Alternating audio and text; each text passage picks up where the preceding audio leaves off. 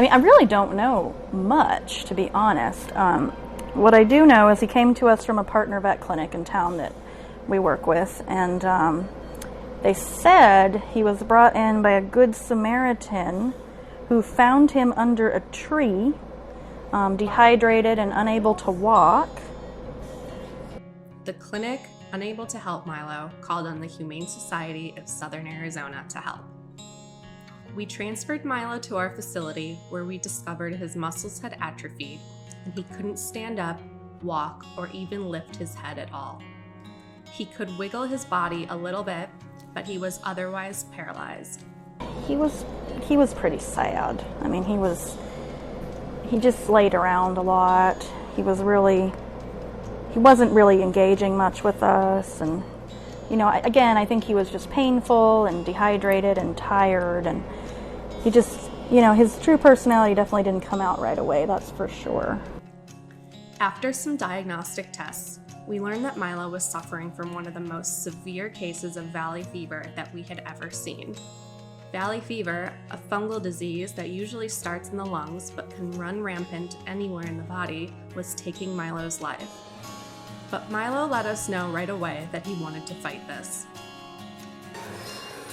Good morning, my love. How are you? Oh, is this gorgeous? Oh, yeah. Our team started Milo on valley fever treatment as well as pain management and treated him for anemia. At first, it looked like Milo was improving, but then he took a turn for the worse.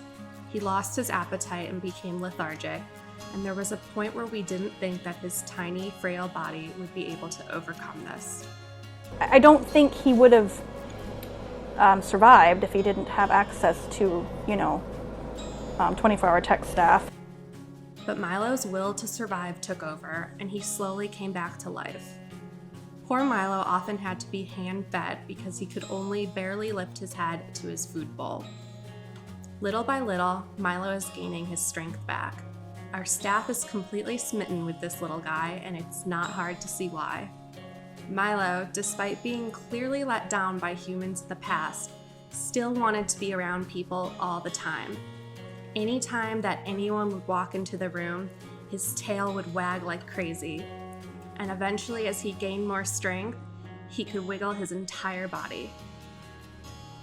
Milo is still in our second chance medical unit and recently reached a milestone of being able to lift his body and scoot across the floor. While that may seem small, it's actually a huge accomplishment that was only made possible thanks to donors like you.